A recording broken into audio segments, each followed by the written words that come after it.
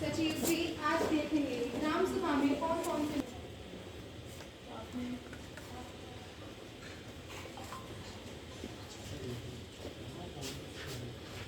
युवा ग्राम पंचायत तिगड़ाना में हार्दिक स्वागत एवं धन्यवाद करती हूँ तथा आज की कार्यवाही शुरू करने की घोषणा करती हूँ।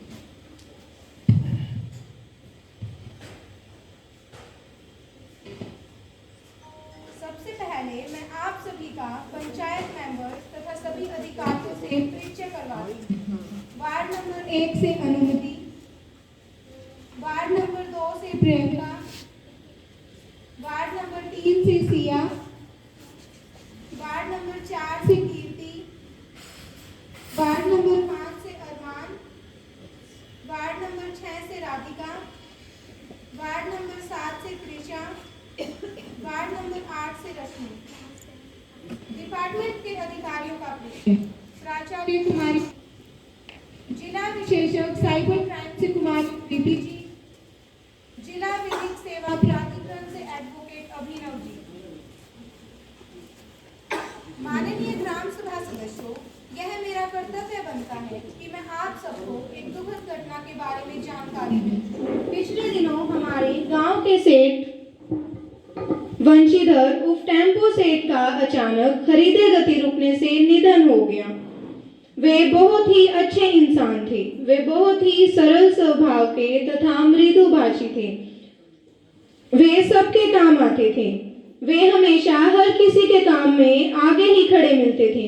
उनके अचानक चले जाने से मुझे बहुत बड़ा दुख हुआ है। मैं उनको अपनी ओर से श्रद्धांजलि अर्पित करती हूँ।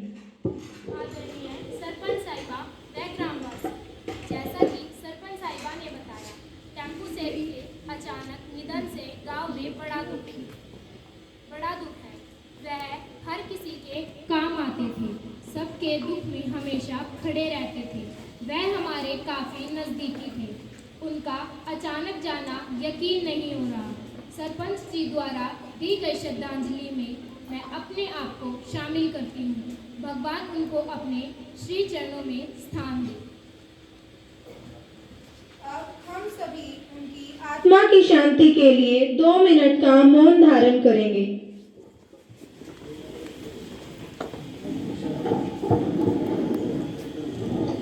शांति।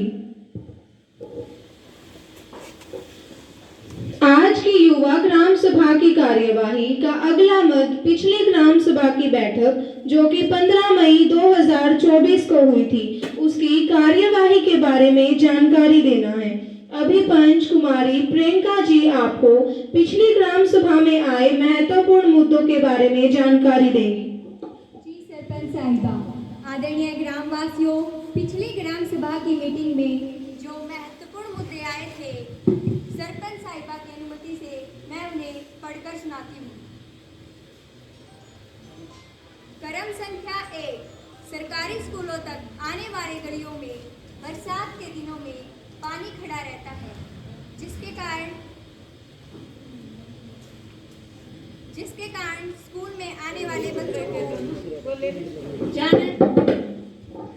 जिसके कारण स्कूल में जाने वाले बच्चों को मुश्किल आ जाती है। पानी की निकासी का प्रबंध करके उन गलियों को पक्का करवाया जाए।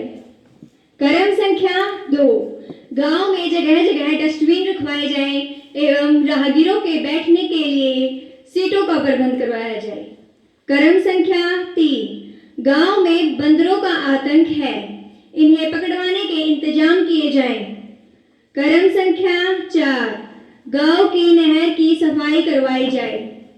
क्रम संख्या 5, विद्यालय में बच्चों की उपस्थिति के बारे में विचार करना तथा सरकारी स्कूलों में दूर से पढ़ने आने वाली लड़कियों के लिए साइकिल की व्यवस्था की जाए। क्रम संख्या 6, आंगनबाड़ी के भवन के निर्माण के बारे में। क्रम संख्या 7, प्रधानमंत्री ग्राम आवास योजना की दूसरी किस्त दिलवाने की मांग रखी गई थी। पिछली बैठक में मुख्यतः यह 7 मुद्दे थे। मुझे बोलने का अवसर देने के लिए आपका बहुत बहुत धन्यवाद सरपंच साहिबा। धन्यवाद पंच साहिबा। पिछली ग्राम सभा में आए महत्वपूर्ण मुद्दों पर ग्राम पंचायत ने जो कार्यवाही की, इसके बारे में पंच सिया जी आपको सूचना देंगे। आदरणीय सरपंच जी और समस्त ग्रामवासियों, पिछली ग्राम सभा की बैठक में कुछ मुद्दे उठाए गए थे। उनमें से स्कूल तक आने वाली गलियों से पानी की निकासी का प्रबंध कर दिया गया है। गलियों को पक्का करवा दिया गया है, आपने देखा ही होगा। बाकी पर काम जारी है, जल्द ही पूरा हो जाएगा। दूसरा, गांव की सफाई व्यवस्था को दुरुस्त करने के लिए जगह जगह डस्टबिन रखवा दिए गए हैं। और तीसरा, बंदरों को पकड़वाने के लिए जगह जगह पिंजरे रखवाए हैं। कई बंदरों को पकड़ा भी गया है। जल्द ही गांव वालों को बंदरों से मुक्ति मिल जाएगी। चौथा, मनरेगा स्कीम के तहत गांव की नहरों की सफाई करवा दी गई है, जिससे कि पानी नहरों की टेल तक पहुंच पाता है। पांचवा, स्कूल में दूर से पढ़ने आने वाले बच्चों के लिए IOCL की CSR स्कीम के तहत साइकिल का प्रस्ताव पारित कर विभाग के पास भिजवा दिया गया है। छठा, आंगनबाड़ी भवन निर्माण कार्य पूरा हो चुका है। सरपंच जी, आंगनबाड़ी भवन तो बना दिया, उसमें आंगनबाड़ी भी भेज दो। छोटे छोटे बच्चे और हम महिलाओं को बहुत सी दिक्कतें आ रही हैं। भवन बनाया ही इसलिए है कि इसमें आंगनबाड़ी शुरू हो। इसमें जल्द ही आंगनबाड़ी शुरू करवाएंगे। सरपंच जी, हमारे घर का कह रहे यार दूसरी किस्त तो नहीं है तक। पंचायत ने प्रस्ताव पास करके प्रशासन के पास भेज दिया है, जल्द ही आ जाएगी। कोई झूठे आश्वासन देते रहिए, उचित कार्रवाई कब करोगे? मेरी BDPO साहब से बात हुई थी, कह रहे हैं अगले महीने आ जाएगी। ठीक से भाई, अगला महीना देख लेंगे। सरपंच जी के नेतृत्व में हमारी पंचायत ने सभी कार्य करने की पूरी कोशिश की है। धन्यवाद। आदरणीय ग्रामवासियों, आज की कार्यवाही का अगला मत पिछले वर्ष की आमदनी और खर्चे का ब्यौरा देना है। आदरणीय सचिव जी।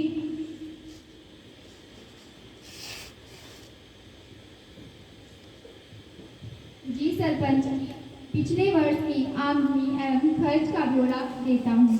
आमदनी: पिछले साल 4 लाख भूमि को पट्टे पर देने से 15 लाख, दोनों तालाबों को मछली पालन पर देने से 5 लाख, पंचायती दुकानों का किराया 1,10,000, मेले में लगी दुकानों की पर्ची काटने से 10,000, सरकारी अनुदान व अन्य आमदनी 5 लाख, कुल रुपए आए 36,50,000। अब खर्च: स्कूल के पास रास्ते निर्माण पर 5 लाख, आंगनवाड़ी भवन निर्माण पर 14 लाख, डस्टबिन खरीदने पर 20,000, राहगीरों के लिए सीटों का निर्माण करवाने पर 25,000, बंदरों को पकड़ने के लिए पिंजरों का खर्चा 30,000, सफाई कर्मचारी एवं चौकीदार का वेतन 4 लाख, कुल खर्च 23,75,000, बकाया 12,75,000 पंचायत के बैंक खाते में जमा है। सचिव साहब ने जो ब्यौरा दिया वह ठीक है? अब आगे की कार्यवाही में सचिव जी पिछले वर्ष के लेखा परीक्षण की रिपोर्ट बताएंगे। आदरणीय सचिव जी। जी सरपंच साहिबा, हमारे पिछले साल का ऑडिट हो चुका है। हमारे लिए बड़े खुशी एवं गर्व की बात है कि ऑडिट में कोई भी ऑब्जेक्शन नहीं लगा है। आज की युवा ग्राम सभा की कार्यवाही का अगला मत वित्तीय वर्ष 2025 से 26 के लिए अनुमानित बजट पर चर्चा करना है। आदरणीय सचिव जी। जी सरपंच जी, अगले वित्त वर्ष के लिए जो बजट अनुमान लगाया गया है, मैं आपकी अनुमति से पढ़कर सुनाता हूँ। खर्चा: पंचायत के अनिवार्य खर्च, बिजली बिल 50,000, सफाई कर्मचारी व चौकीदार का वेतन 5 लाख, मेले के आयोजन के लिए 50,000, कुल 6 लाख। निर्माण कार्य की मद के लिए खर्च: पब्लिक वर्क 15 लाख, जन स्वास्थ्य व शिक्षा 12 लाख, अन्य मद 5 लाख, कुल 32 लाख। सरकारी अनुदान से खर्च: मनरेगा 11 लाख, चौपाल निर्माण के लिए 15 लाख, कुल 26 लाख। ऋण एवं अग्रिम भुगतान का खर्च: ऋण की किस्त 60,000, मद 1 से 4 तक का कुल जोड़ 64,60,000। अब अगले वर्ष की अनुमानित आय: ग्राम पंचायत के अपने स्रोतों से आय, श्यामलाती भूमि का किराया 20 लाख, फलों वाले वृक्षों से आय 20,000, दोनों तालाबों में मछली पालन पर देने से आय 6 लाख, मेले में लगी दुकानों की पर्ची काटने से 60,000, पंचायती दुकानों का किराया 1,50,000, कुर्डियों से आय 20,000, कुल आय 28,50,000। सरकारी अनुदान से आय: मनरेगा 11 लाख, PRI 5 लाख, चौपाल के लिए 15 लाख, योग 31 लाख। अंशदान एवं अन्य स्कीम से आय 8 लाख, मद 1 से 3 तक की कुल आय 67,50,000। सभी का बहुत बहुत धन्यवाद। ग्राम सचिव ने आपको अगले वित्त वर्ष के लिए अनुमानित बजट की जानकारी दी। इसके लिए सचिव जी का बहुत बहुत धन्यवाद। क्या आप सभी ग्रामवासी इससे सहमत हैं? हाँ, सहमत हैं। अब आज की कार्यवाही का अगला मत भावी विकास योजनाओं पर चर्चा करना है। मैं सभी ग्रामवासियों से अनुरोध करती हूँ कि वे शांति बनाए रखते हुए अपने अपने मुद्दे रखें। सचिव जी इन्हें नोट करते रहें। जी सरपंच जी। सरपंच महोदया, मैं आपको ये कहना चाहता हूँ कि हमारे गांव के कुछ युवा शिक्षित होकर भी यूं ही गलियों में घूम रहे हैं, क्योंकि उनके पास इतने साधन नहीं है कि वो परीक्षाओं और प्रतियोगिताओं की तैयारी शहर जाकर कर सके। क्यों ना हमारे गांव में ही कोचिंग सेंटर और आधुनिक सुविधाओं से युक्त लाइब्रेरी बना ली जाए, जिससे उन युवाओं को मौका मिले और उनके धन और समय की बचत हो। धन्यवाद। बहुत अच्छी सोच है आपकी। सरपंच साहिबा, मैं कुछ कहना चाहता हूँ। जी कहिए। सरपंच साहिबा, शहरों में तो प्रदूषण सुना था, लेकिन गांव भी अछूते नहीं रहे हैं। यहाँ पर भी प्रदूषण बढ़ता जा रहा है, लोगों का साथ लेना तो मुश्किल होता जा रहा है। इसका कुछ समाधान कीजिए। सरपंच साहिबा, क्या मैं कुछ बोल सकता हूँ? जी बोलिए। सरपंच साहिबा, आपने मुझे बोलने का मौका दिया, इसके लिए आपका धन्यवाद। बस स्टैंड के पास जो पंचायती जमीन पड़ी है, क्यों ना उसमें 2 शौचालय बनवा दिए जाए। बस स्टैंड पर मुसाफिरों को बहुत दिक्कत का सामना करना पड़ता है। कई व्यक्ति तो खुले में ही शौच करते हैं, इससे भी पीछा छूट जाएगा। धन्यवाद। सरपंच साहिबा, क्या मैं पूछ सकती हूँ? जी पूछिए।